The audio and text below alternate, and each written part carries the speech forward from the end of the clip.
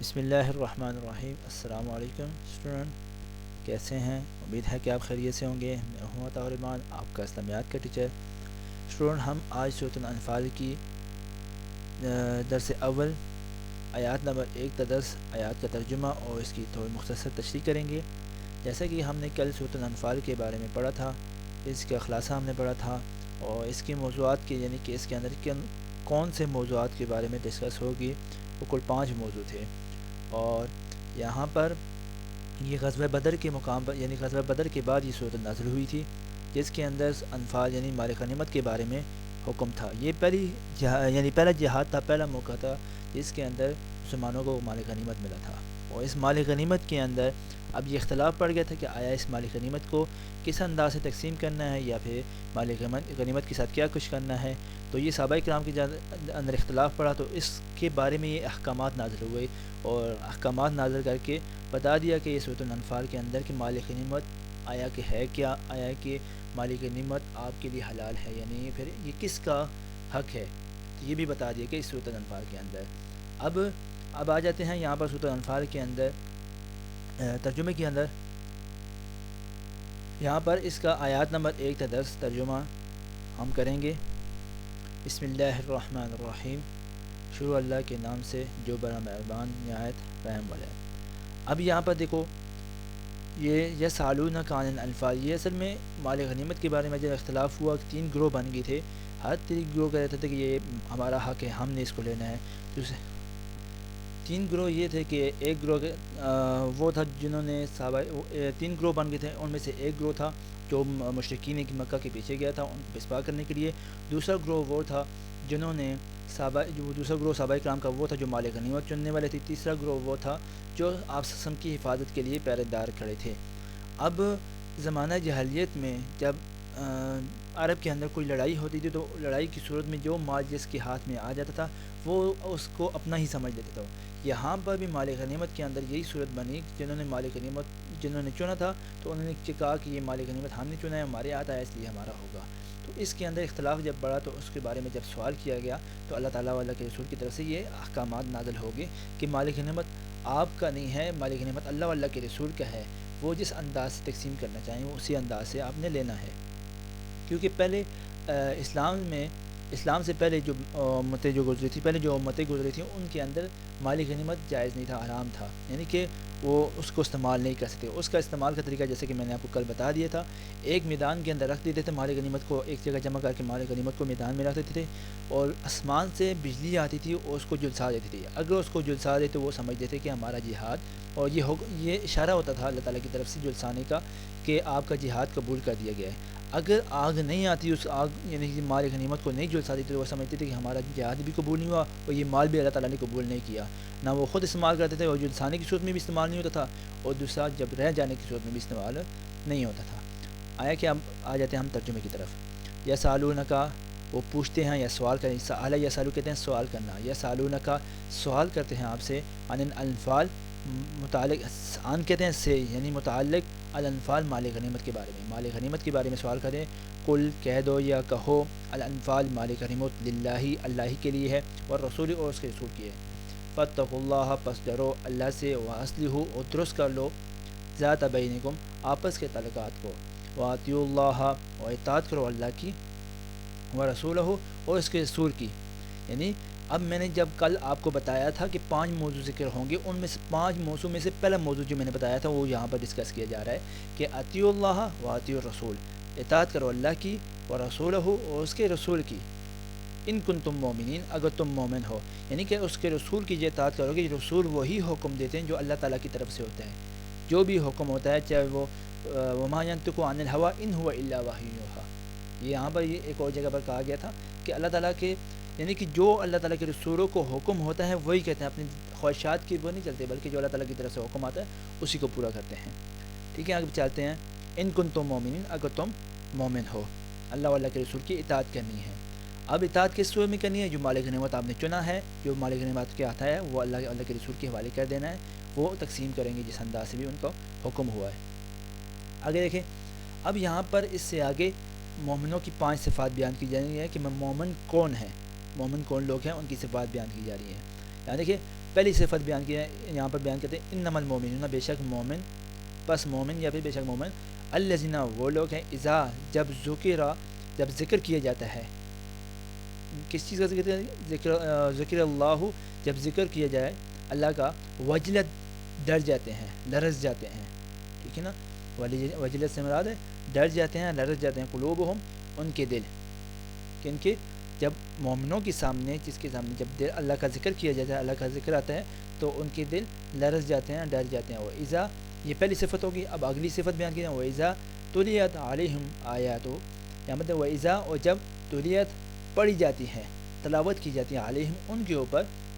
کن کے اوپر؟ مومنوں کے اوپر، آیات ہو اس کی آیات، اس کی آیات سے مراد اللہ تعالیٰ کی آیات کو جب ان کے سامنے پڑھا جاتا ہے، مومنوں کے سامنے، زادتہم الایمان، تو زائد بڑھ جاتا ہے، یہ زائد ہو جاتا ہے ان کا ایمان۔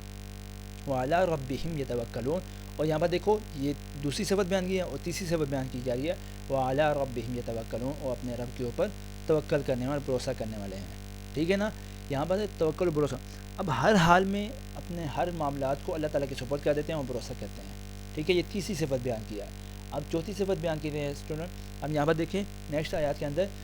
چوتھی صفت بیان کی ہے الذین، وہ لوگ یقیمون الصلاۃ، جو قائم کرتے ہیں نماز کو، یقیمون قائم کرتے ہیں، الصلاۃ نماز کو، ومما، اور اس، یعنی اب ومما، اب یہ چوتھی صفت بیان کی ہے، پانچویں صفت بیان کی ہے ومما رزقناہم، اور جو ہم نے، ومما، اور اس سے جو رزقناہم ہم نے ان کو رزق دیا، ینفقون خرچ کرتے ہیں، یعنی کہ اللہ تعالیٰ کے راستے میں خرچ بھی کرتے ہیں، یعنی جو ان کو رزق دیا اور اللہ تعالیٰ کے راستے میں خرچ کرتے ہیں، یتیموں، غریبوں، مساکین کو، جو اس کے حقدار ہوتے ہیں ان تک وہ مال پہنچاتے ہیں، ہم نے ان کو دینے والے بنایا تو اس انداز سے وہ دیتے ہیں۔ آپ کو شکر ادا کرنا چاہیے اللہ تعالیٰ نے، اگر آپ کو دینے والا بنایا ہے تو آپ کو ہمیشہ غریبوں اور مساکین کی مدد کرنی چاہیے۔ آج کل کا موقع بھی ایسا ہے، آج جو سچویشن بنی ہے، یہ دور، یہ ٹائم جو بنا ہوا ہے، اگر اللہ تعالیٰ نے آپ کو دینے والا بنایا ہے تو آپ کو غریبوں اور مساکین کو، اپنے عزیز و اقارب کو، ہمسایوں کو دیکھنا چاہیے کہ جو اس کا حقدار ہے اس تک اس کا، یعنی کہ اللہ تعالیٰ کے حکم کے بنا آپ کو ان کی مدد کرنی چاہیے، کیونکہ اللہ تعالیٰ نے اگر آپ کو دینے والا بنایا تو اس کا شکر ادا کرنا چاہیے۔ شکر ہے اللہ تعالیٰ نے ہمیں دینے والا بنایا، لینے والا نہیں بنایا۔ اچھا جی، اب نیکسٹ آیات کے اوپر دیکھتے ہیں۔ اب دیکھو یہ 5 صفات بیان کرنے کے بعد اللہ تعالیٰ نے ان کی آگے ان کا ایک مقام بیان کر دیا، ان کے لیے اجر بیان کیا، ان کا نتیجہ بتا دیا، کہتے ہیں اولئک، اور یہی لوگ، ہم المومنون، یہی لوگ ہیں، وہ مومنون مومن ہے، یعنی کہ یہی وہ لوگ جو یہ 5 صفات یہ کہتے ہیں یہ مومن ہے، حقاً سچے، حقیقی، یعنی کہ واقعی یہ مومن ہے، یہ 5 صفات جن کی بیان کی کہ یہ واقعی سچے اور حقیقی مومن ہے، لہم ان کے لیے درجات بلندی ہیں یا درجے ہیں، عند ربہم، پاس، عندہ کہتے ہیں پاس، ربہم اپنے رب کے، یعنی کہ ان کے رب کے پاس، یعنی درجات درجے ہیں، بلندیاں ہیں، عند ربہم اپنے رب کے پاس، ان کے رب کے پاس، اور مغفرتن، یعنی کہ مومنوں کے رب کے پاس، اور مغفرتن، اور مغفرت ہے، ورزق کریم، یعنی کہ ان کے گناہوں کی بخشش ہو جائے، کہ یہ 5 صفات جن کی ہوں گی، اگر کوئی غلطی کوتاہی، یعنی کہ انجانے میں کوئی غلطی بھی ہو جاتی، گناہ بھی ہوتا ہے، تو اللہ تعالیٰ ان کو گناہوں کو بخش دے گا، ورزق کریم، اور ان کو اللہ تعالیٰ رزق دے گا، بہترین رزق، عزت والا رزق دے گا۔ آگے نیکسٹ آیات کے اندر دیکھیں، نیکسٹ آیات کے اندر غزوہ بدر کی سچویشن بیان کی جا رہی ہے، کما اخرجک، خرج یخرجو کے کہتے ہیں نکالنے کو، کما جیسے کہ اخرجک نکالا آپ کو اور ابو کا آپ کے رب نے، من بیتک، کس سے؟ یعنی کہ من کہتے ہیں سے، بیتک آپ کے گھر سے، یعنی کہ اللہ تعالیٰ نے آپ کو نکالا اپنے آپ کے گھر سے، بالحق کی حق کے ساتھ، وَإِنَّ فَرِيقًا، بے شک، اور بے شک، فریقاً ایک گروہ، فریق کہتے ہیں گروہ کو، ایک گروہ، من المؤمنین مومنوں میں سے، لکارحون ناپسند کرتے تھے، کیوں ناپسند کرتے تھے؟ وجہ یہ تھی کہ ان کی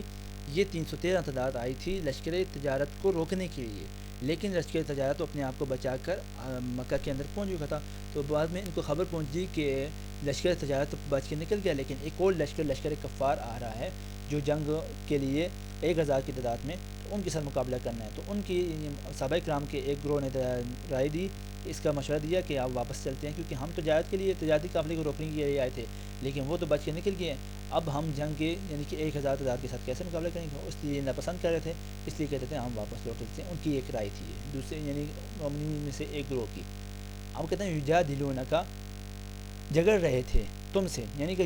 جادل یجدلو کہتے ہیں جگڑنے کو، یجادلونک جھگڑ رہے تھے آپ سے فی الحق کے حق میں، بعد ما تبینہ بعد اس کے جو ہم نے بیان کیا، تبینہ کہتے ہیں بیان کرنے واضح کرنے کو، بعد اس کے ما تبینہ جو کہ ہم نے بیان کیا کہ انما یساقون گویا کہ وہ ہانکے جاتے ہیں، حالانکہ ہم نے ان کو یعنی کہ جھگڑ رہے تھے تم سے حق میں، یعنی کہ کا ان واضح کا ہو گیا، کہتے ہیں یہاں پر دیکھیں یجادلون کا جھگڑ رہے تھے آپ سے فی الحق کے حق میں، بعد ما تبینہ کہ بعد اس کے بیان کرنے کے واضح کرنے کے، یعنی کہ آپ کہہ دیا تھا کہ آپ نے لڑنا ہے جھگڑنا ہے، بعد اس کے کا انما گویا کہ یساقون گویا کہ وہ کیا کہتے ہیں یساقون ہانکے جائے تھے للموت موت کی طرف، وہم ینظرون کہ وہ گویا کہ وہ موت کو وہم ینظرون اور وہ ان کے یعنی کہ ینظرون کہتے ہیں دیکھ رہے تھے، یعنی کہ جیسے کہ وہ ایسے ہانکے جا رہے تھے جیسے کہ وہ موت کو سامنے دیکھ رہے ہیں، کہ ان کو اپنی موت سامنے نظر آ رہی ہو کہ ہم بڑی تعداد سے لڑنے کے لیے جا رہے ہیں۔ آگے دیکھیں، یعنی کہ اس مین وجہ یہ تھی کہ صحابہ کرام کی کہ اصل میں وہ ناپسند کر رہے تھے اتنی بڑی جماعت کے ساتھ لڑنے کے لیے، کیونکہ سامان اور سواریاں بھی نہیں تھی، اسلحے کا سامان یعنی کہ ساتھ تلواریں بھی نہیں تھی، اسلحہ بھی کم تھا، تعداد بھی کم تھی، اس وجہ سے وہ ناپسند کر رہے تھے۔ ان کی رائے یہی تھی کہ ہم واپس لوٹ چلیں اپنے گھروں کی طرف۔ آگے کہتے ہیں اللہ تعالیٰ نے پھر ایک خوشخبری کے طور پر بتا دیا تھا کہ آپ کو دو گروہ میں سے ایک گروہ کے اوپر غالب کرے گا، یا تجارتی قافلہ یا پھر لشکر کفار۔ لیکن کچھ صحابہ کرام ایسے تھے جو یہ کہتے تھے کہ ہمیں تجارتی قافلہ مل جاتا تو ہم ان کے اوپر غالب آتے، لیکن اللہ تعالیٰ کی رائے یہ تھی، اللہ تعالیٰ کی تدبیر یہ تھی کہ آپ کو لشکر کفار کے اوپر غالب کرے، تاکہ لشکر کفار کے اوپر تب غالب کرے تاکہ ان کی جڑوں کو کاٹ ڈالے۔ اگر لشکر کفار آئے گا مقابلے میں تو ان کی جڑوں کو کاٹ ڈالیں تاکہ ان کو دوبارہ آپ کے مقابلے میں آ نہ سکے۔ دیکھیں وَإِذْ يَعِدُكُمْ اور جب وعدہ کیا تم سے اللہ نے، یعیدکم اللہ جب وعدہ کیا اللہ تعالیٰ نے تم سے، احدى الطائفتین ایک کا، یعنی کہ احدہ کہتے ہیں ایک کو، طائفتین دو، یعنی طائفہ کہتے ہیں گروہ کو، تو طائفتین اب دو گروہ میں سے ایک کا۔ اب جہاں دیکھو ترجمہ ایسا ہوگا وَإِذْ یعیدکم اللہ جب وعدہ کیا اللہ تعالیٰ نے تم سے، احدى الطائفتین دو گروہ میں سے ایک گروہ کا، انہا لکم اور بے شک وہ لکم تمہارے لیے ہے، یعنی کہ تم اس پر غالب آ جاؤ گے، وتودون اور چاہتے تھے، کون صحابہ کرام میں سے ایک گروہ یعنی چاہتے تھے، دو گروہ میں سے ایک گروہ یہ چاہتے تھے، انا غیر ذات الشوکۃ کہ وہ غالب آ جائیں بغیر کسی کیلو کانٹوں کے، یا بغیر اسلحے والوں کے، انا کہ غیر بغیر یعنی کہ غیر ذات شوکت بغیر کیلو کانٹوں والوں کی، تکون ہو جائے لکم تمہارے لیے، یعنی کہ وہ یہ ارادہ کر رہے تھے کہ ہمارے لیے وہ ہو جائے جو بغیر کیلو کانٹے کے یعنی بغیر اسلحے والوں کی ہیں، تعداد میں کم ہے۔ وہ کون سا قافلہ تھا؟ وہ تھا تجارتی قافلہ۔ اب اللہ کیا ارادہ کر رہا تھا؟ وَيُرِيدُ اللَّهُ اللہ تعالیٰ ارادہ کرتا ہے ان يحق الحق کہ وہ حق کو ثابت کر دیں، بکلماتہ اپنے ارشادات سے، اپنے ارشادات اس یعنی کہ بکلماتہ ہی کہ اپنے اس ارشادات سے، وَيَقْطَعَ اور کاٹ دے دابر الکافرین کافروں کی جڑ کو، یعنی کہ اب اللہ تعالیٰ یہ ارادہ فرما رہے تھے کہ آپ کو لشکر کفار کے اوپر غالب کر دے، اور لشکر کفار کے اوپر غالب کرنے کی وجہ کیا تھی؟ تاکہ کفار کی کمر توڑ دیں، تاکہ ان کو کفار کی جب کمر توڑ دی جائے گی تاکہ وہ دوبارہ آپ کے مقابلے میں آ نہیں سکیں، اس لیے یہاں پر یہ لشکر کفار کے اوپر آپ کو غالب کرنا چاہتے تھے اللہ تعالیٰ۔ کہتے ہیں لیحق الحق تاکہ حق کو ثابت کر دیں، ویبطل الباطل اور باطل کا یعنی کہ باطل کو مٹا دیں، ختم کر دیں، ولو کرہ المجرمون اور ناپسند کر رہے تھے مجرم لوگ، ولو اور خواہ کہ اگرچہ کہ کرہ ناپسند کر رہے تھے کون لوگ؟ لکارہون کرہ المجرمون کون لوگ ناپسند کر رہے تھے؟ مجرم لوگ۔ اب یہاں پر دیکھو، اب آگے دیکھو، اذ تستغیثون اور جب تم فریاد کر رہے تھے، یعنی کہ جب اللہ تعالیٰ کے رسول نے جب دعا کی تھی یا اللہ ہمارے پاس یہ 313 تعداد رہ گئی، یا اللہ ان کو غالب کر دے، اگر یہ آج مغلوب ہو گئے یا پھر ان کو یعنی کہ آج اگر ختم ہو گئے تو تمہارا نام لینے والا اس دنیا کے اندر کوئی نہیں ہوگا، تو اللہ تعالیٰ نے ان کو ایک خوشخبری کے طور پر ان کی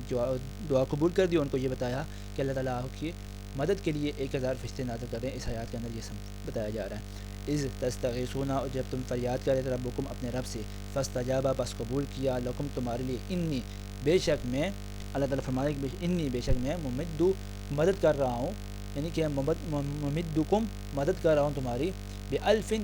1000 کے ساتھ من الملائکتی ملائکہ میں سے فرشتوں میں سے مردفینہ پہ در پہ آنے والے، یعنی کہ لگاتار آنے والے 1000 فرشتوں کے ساتھ آپ کی مدد کرنے والے ہیں جنگ بدر کے اندر۔ جو صحابہ کرام نے جو اپنی آنکھوں سے دیکھا کہ 1000 فرشتوں کے ساتھ، جو صحابہ کرام نے دیکھا کہ جبرائیل علیہ السلام کی قیادت میں آئے تھے، دحیہ کلبی رضی اللہ عنہ کی شکل میں آئے تھے۔ اکثر کہا کرتے ہیں کہ دحیہ کلبی کی شکل میں آیا کرتے تھے، تو لیکن بہرحال وہ صحابہ کرام یعنی کہ جبرائیل علیہ السلام کی قیادت میں آئے تھے 1000 فرشتے، جو